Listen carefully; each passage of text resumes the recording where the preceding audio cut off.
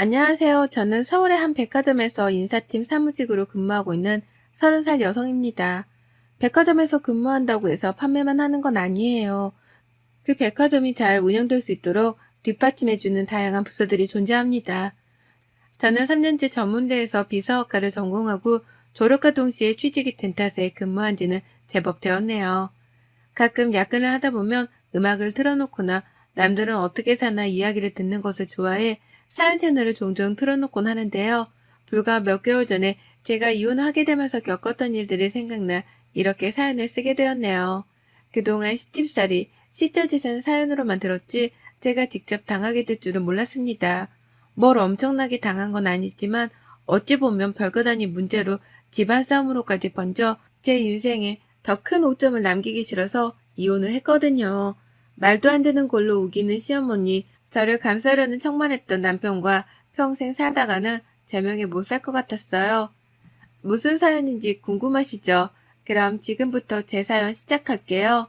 저는 대학을 졸업하고 23살의 어린 나이에 우연히 좋은 기회로 큰 호텔에 입사하게 되었습니다. 학교 생활을 잘했던 탓에 학과 교수님의 추천을 받아 스카웃이 된 거거든요. 물론 처음 사회생활을 시작한 거라 서툰 점이 굉장히 많았습니다. 실수도 많이 했고요. 다행히 좋은 사수를 만나 금방 업무에 적응할 수 있었고 국어 점수도 잘 챙겨받은 덕에 5년 만에 팀장 직급까지 올라 월급도 세후 400 정도로 넉넉하게 벌고 있었어요. 전문대를 나왔음에도 불구하고 제 또래 친구들에 비하면 정말 많은 돈을 벌고 있던 거죠. 돈은 꼭 필요한 때만 쓴다는 주의여서 휴대폰 요금이나 교통비, 기타 생활비를 제외하고도 280만 원 정도를 저축할 수 있었어요. 어렸을 때부터 부모님의 영향을 받아 검소한 습관을 들였던 탓에 가능한 일이었죠. 부모님이 없이 사신 건 아니었어요. 갈비집을 운영하고 계셨는데 호텔 주방장 출신이셨던 아버지가 방송에도 출연하실 정도로 유명한 분이셨는데 덕분에 장사도 잘 되고 홈쇼핑에도 진출하시고 사업의 규모가 꽤 컸거든요. 되도록이면 밥은 집이나 직장에서 해결했어서 식비 자체에 대한 부담은 없었어요. 사회생활을 시작하며 이제는 알아서 살아보라며 백화점 근처로 오피스텔을 얻어주신 덕에 걸어서도 출퇴근할 수 있는 거리였고 아침부터 저녁까지 일을 했기에 딱히 돈을 쓸 데가 없었어요. 가끔 친구들을 만난다거나 저도 여자인지라 쇼핑도 가끔은 하지만 과하진 않아요. 제가 할 수 있는 선에서 해결하는 편이고 일찍 독립을 했던 터라 더더욱 아끼게 되더라고요. 그렇다고 지질이 궁상까지는 아니었답니다. 아무튼 그렇게 정신없이 사회생활을 하고 5년차가 되었을 무렵 입사 동기의 소개로 전 남편을 만났어요. 그 동기가 만나던 남자친구와 결혼한다며 저에게 청첩장도 줄 겸 저녁을 먹자고 했죠. 그 자리에는 전 남편도 같이 있었어요. 그 동기 애비신랑 친구였거든요. 그날 저녁 식사를 했고 분위기 좋은 와인바에서 2차를 즐겼습니다. 분위기가 무르익으며 남편과 번호를 교환했고 앞으로 친하게 지내자며 많은 대화를 나누었죠. 남편은 그 당시 대학을 졸업하고 갓 사회생활을 시작한 사람이었습니다. 강남에서 유명한 로펌에서 송무직 직원으로 근무를 하고 있다 했죠. 대화 코드도 잘 맞고 유쾌하고 저를 세심하게 대해주는 모습에 조금씩 호감이 생겼고 그렇게 저희는 연인 사이로 발전하게 되었습니다. 사랑에 눈이 멀었던 탓일까요? 1년 전후의 연애를 끝으로 저희는 결혼하게 되었습니다. 양가 집안에 인사를 드리고 상견례까지 마쳤죠. 모든 게 일사천리로 진행되었고 그렇게 저희는 양가 집안의 축복을 받으며 행복한 결혼식을 올렸습니다. 남편은 호르몬이 밑에서 자랐고 밑으로는 남편과 1살 차이인 시동생 그리고 시누이가 한 명 있었어요. 남편이 고등학생 시절 시아버님이 돌아가신 바람에 시어머니 혼자 자식을 셋을 키우셨고 그 바람에 시어머니는 특히나 아들 부심이 대단한 분이셨죠. 상견례 자리에서 농담삼아 이제는 며느리 덕 좀 보고 살아야 한다는 말을 하셨는데 그때는 그저 남편을 사랑하는 마음이 컸기에 그 말이 무슨 의미인지 몰랐습니다. 결혼을 하고 행복한 신혼생활이 시작되는가 싶었는데 아니나 다를까 저도 늘 남의 이야기로만 듣던 시집살이를 당하게 되었습니다. 상견례를 할 때까지만 해도 그냥 아들 부심이 조금 있는 시어머니인 줄 알았는데 결혼을 하고 나니 태도가 약간은 돌변하시더라고요. 며느리 덕 좀 보아야겠다는 말을 입에 달고 사셨거든요. 오피스텔을 정리하고 그 돈을 합쳐서 신혼집과 혼수를 장만했는데 시댁에서는 나이 어린 시동생들이 있고 많이 보태주지 못한다며 3천만 원을 주신 게 전부였거든요. 그래도 행복한 결혼 생활을 망치고 싶진 않아서 제가 살던 오피스텔을 정리한 돈과 제가 모아왔던 돈, 그리고 친정 부모님이 보태라며 주신 1억을 합쳐 빚 없이 신혼집을 장만한 거였습니다. 시댁에서 주신 3천만 원은 나중에 비상금으로 쓰게 두라며 남편 명의의 통장에 입금시켜 놓았죠. 결국 따지고 들면 시댁의 도움은 하나도 받지 않은 셈이었어요. 그걸 모르던 시어머니는 신혼집을 자기 집인 마냥 드나들며 온갖 살림에 간섭을 하기 시작하셨죠. 저와 남편이 대출받아 같이 마련한 집인 줄 아시더라고요. 신혼집은 온전히 제 명의로 된 제 집이었습니다. 너 결혼했다는 애가 살림이 이게 뭐냐? 인스턴트 데워 먹니? 나는 여태 우리 아들한테 그런 거 먹여본 적이 없다. 그게 다 몸에 얼마나 안 좋은 것들인데 자고로 음식은 청성이야. 하나하나 깨끗한 유기농 재료로 만들어서 먹어야지. 너 살림 좀 배워야겠다. 어머니, 저희 둘 다 일하다 보니 챙겨 먹을 시간이 별로 없어요. 그래도 주말에는 웬만하면 요리해 먹고요. 장도 근처 대형마트 가서 보는데 거기 품질이 나쁜 건 아니잖아요. 아무리 고급지면 뭐하니. 그거 다 농약 쳐서 때깔 좋게 보이려고 한 건데 재료는 앞으로 시장에서 장 보고 음식은 다 해먹어라. 내 아들 아침 굶기지 않았으면 좋겠구나. 그리고 옷은 다 분리해서 빨지? 속옷은 반드시 손빨래 해야 하고 또. 어머니, 제가 아직은 많이 부족하지만 열심히 노력할게요. 많이 가르쳐 주세요. 시어머니가 잔소리를 하실 때마다 그래도 잘 살으라고 덕담하시는구나 하고 새겨 들었어요. 그래도 저희보다는 오래 인생을 사신 분이고 살림을 더 많이 하셨던 분이니까 하시는 말씀이 다 일리가 있겠거니 생각했거든요. 더군다나 시어머니라서 더 그러려니 했었습니다. 밉보이면 안 되니까요. 그때는 뭐가 그렇게 무서웠는지 왜 그렇게 잘 보이고 싶었나 모르겠네요. 오히려 친정 부모님은 사업이 바쁘셨던 것도 있지만 이제 결혼도 했으니 제 인생은 제가 개척하며 살아야 된다고 가급적 연락을 하지 말라고 하시더라고요. 본인들도 먹고 살기 바쁘니 정말 중요한 일 아니면 애초에 신경 쓸 일을 만들지 말라 하셨습니다. 무소식이 희소식이니 그런 줄 알겠다면서요. 그렇게 남편과 알콩달콩 사이도 좋고 시어머니의 간섭과 함께 저의 정신없는 신혼생활이 이어졌습니다. 1년이라는 시간이 흘렀고 그러다 제가 남편과 이혼하게 된 결정적인 사건이 발생합니다. 어느 날 정신없이 보고서를 작성하고 있는데 시어머니께 연락이 오는 겁니다. 전화를 받을 수 없는 상황이어서 문자 메시지로 잠시 뒤에 연락드린다고 하고 일을 마무리하니 점심시간이어서 오후 1시가 다 되어서야 전화를 드렸어요. 전화를 받은 시어머니는 상당히 화가 난 목소리셨습니다. 예, 네가 바쁘면 얼마나 바쁘다고 이 CM이 전화까지 돌리고 그러는 거야? 그깟 백화점 일이 뭐 대단하다고. 강남 로폰 다니는 네 남편 정도는 돼야 바쁘다고 하는 거야. 그나저나 한 달 뒤가 내 생일인 거 알고 있냐? 네, 당연히 알고 있죠. 근데 그날 주말이 아니어서 퇴근하고 저녁 식사하면서 챙겨드려야 할 것 같아요. 월차도 지난달에 일이 있어서 땡겼었던 터라 휴가 사용을 못하거든요.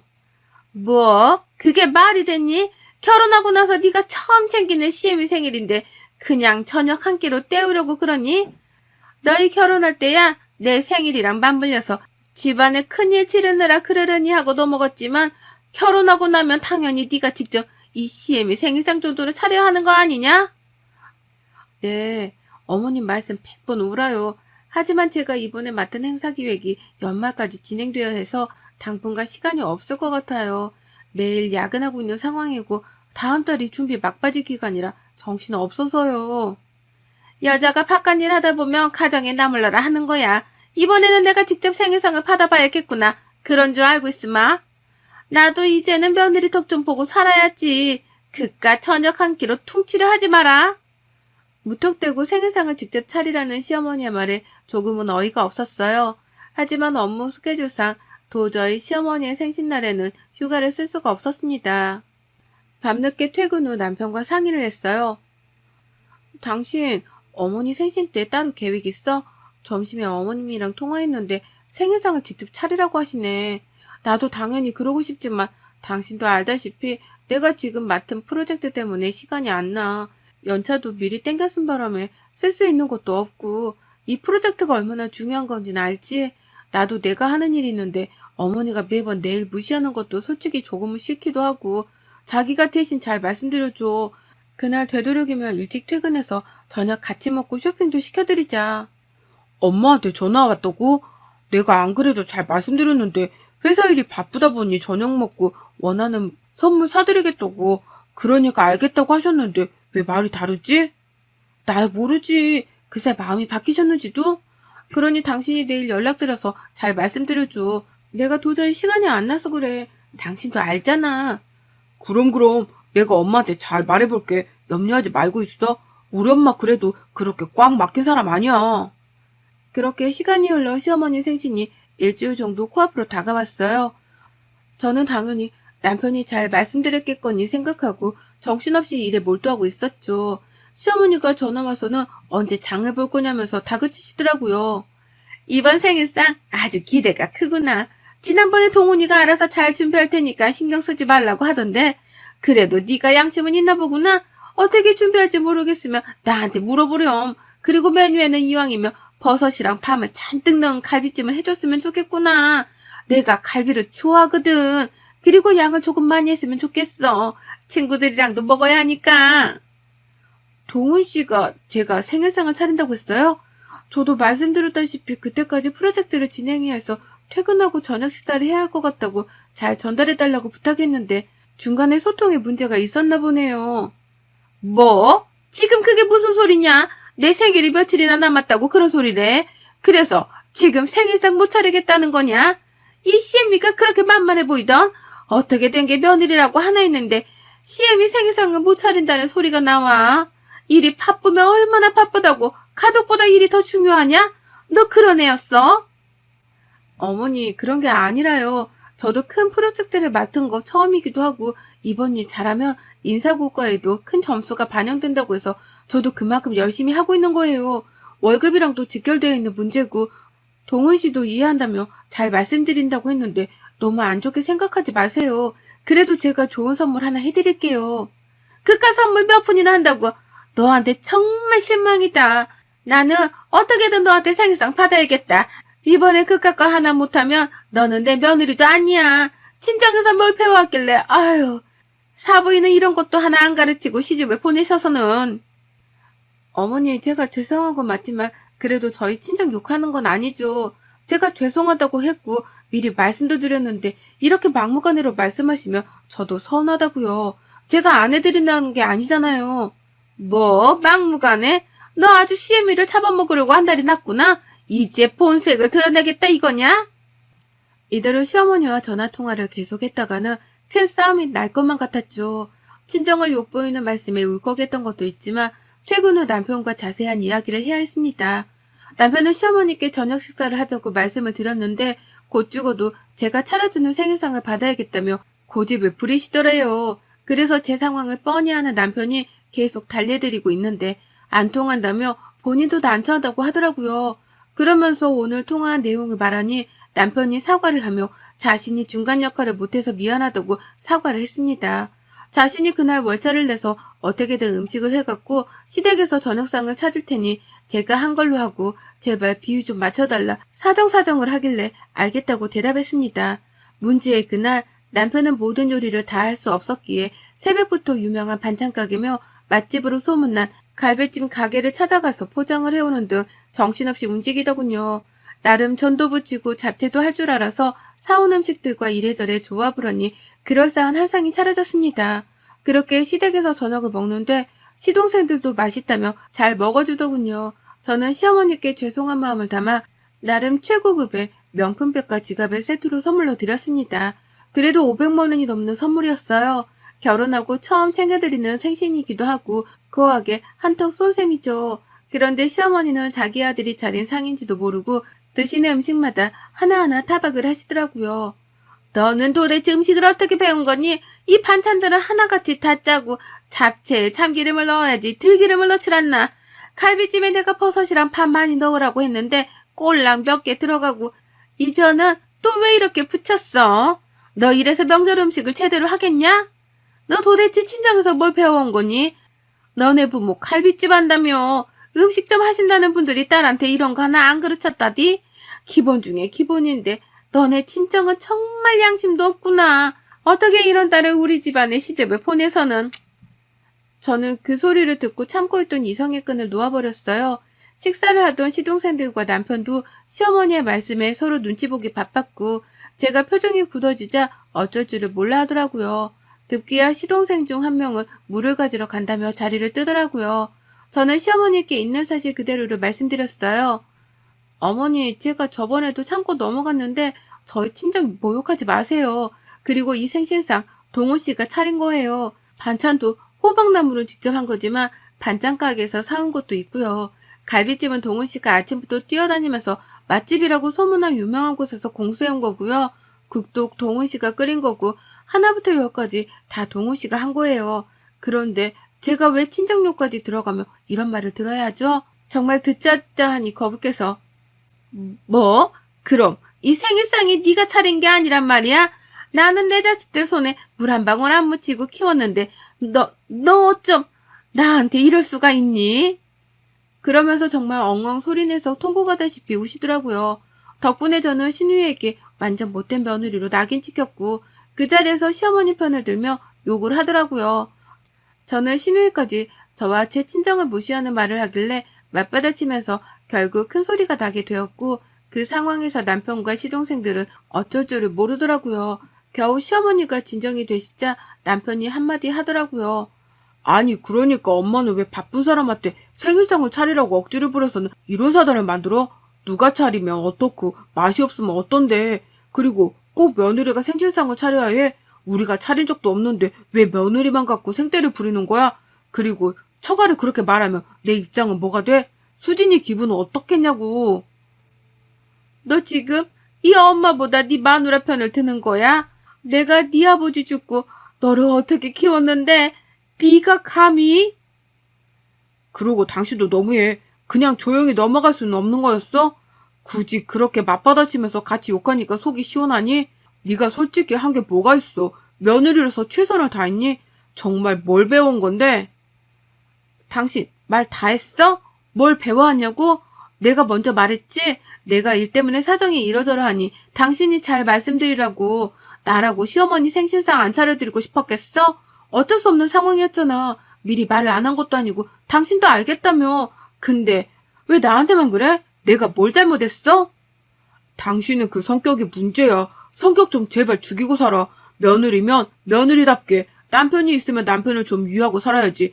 이건 뭐 독불장군이 따로 없으니 그럴 거면 너 혼자 살아. 당신이 이런 사람인 줄 알았으면 결혼 안 했어. 진짜 시간을 되돌리고 싶다. 너 지금 그 말 후회 안 해? 나랑 결혼한 거 후회한다는 말로 들리는데 내가 이해한 게 맞니? 그래 후회해. 옛말 틀린 거 하나 없다더니 집안에 여자 하나 잘못 들이면 불화가 끊이질 않는다던데. 기가 찬다 기가 차. 나도 더 이상 이런 집구성이랑은 엮이기 싫어. 그래 이혼하자. 너랑 내가 평생 같이 살 일은 없을 거야. 살다가 내가 제명에 못 살고 죽지 안 그래? 조만간 서류 보낼 테니까 소송까지 가고 싶지 않으면 얌전히 사인해야 할 거야. 알겠어? 이런 집구석? 이거 완전 미쳤네. 너 정말 말 그렇게 할 거야? 그래 해볼 수 있으면 해봐. 이혼? 그게 그렇게 쉽게 될 것 같냐? 어? 저는 끓어오르는 분노를 참지 못하고 그 자리를 박차고 나왔어요. 시동생들은 저를 붙잡으며 흥분을 가라앉히라고 했지만 시동생들이 관여할 문제는 아니었기에 잡는 손을 뿌리치고 신혼집으로 돌아왔습니다. 다음날 회사에 사정을 말하고 저는 시청으로 가 이혼 서류를 가지고 왔습니다. 퇴근하는 남편에게 이혼 서류를 내밀자 코웃음을 치며 그냥 이혼은 못한다고 큰소리치더라고요. 시어머니도 전화 와서는 어디서 배워먹은 버릇이냐며 욕짓거리를 하셨지만 그럴수록 제 결심은 확고했습니다. 원만한 합의가 이루어지지 않자 남편 쪽에서는 먼저 소송을 걸더라고요. 재산 분할이며 위자료까지 청구한다면서 말이죠. 그나마 다행인 건 아이가 없다는 거네요. 그렇게 저도 변호사로 근무하는 친구의 도움으로 소송을 진행하게 되었습니다. 혼인신고를 해서 재산의 반을 나누어야 하고 위자료로 1억을 요구하는 미친 제안에 대한 맞소송을 진행했어요. 업무 특성상 간혹 언쟁을 하는 경우가 있어서 통화를 하면 자동으로 녹음을 하는 어플을 깔아두었고 덕분에 시어머니와 남편이 제게 퍼붓던 욕설, 온갖 대화를 다 증거자료로 제출했어요. 그리고 신혼집을 구매하며 남편의 돈이 단 한 푼도 들어가지 않았다는 증거를 제출했습니다. 처음에 말씀드렸던 시댁에서 준 3천만 원 기억하시죠? 그거 정말 한 푼도 안 썼거든요. 사회초년생이랑 급여가 250 정도밖에 되지 않았던 남편은 그 돈으로 품위 유지비며 차를 산다는 이유로 월급을 각자 관리했던 탓에 정말 신혼집에는 단 한 푼도 보태지 않았거든요. 심지어 관리비나 공과금도 제가 다 부담했습니다.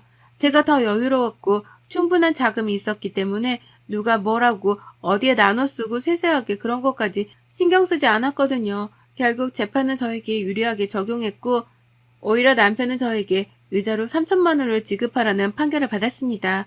하지만 남편은 돈이 없다며 배째라는 식으로 나오더라고요. 알고 보니 시어머니가 준 그 3천만 원으로 자기가 타고 다니던 외제차를 산 거였어요. 저한테는 중고로 구매해서 싸게 샀다는 둥 그러더니 알고 보니 전 재산을 털어 산 거였네요. 결국 빈털터리로 쫓겨나게 생긴 남편은 그제서야 저에게 잘못했다며 빌더라고요. 시어머니도 자신이 너무 과했던 것 같다며 앞으로는 시짜짓 하지 않겠다고 같이 찾아와 빌더라고요. 하지만 이미 그들에게 많은 실망을 했고 제 인생을 맡길 가치가 없다고 판단되었기 때문에 조금의 배려 따위는 하지 않기로 결심했습니다.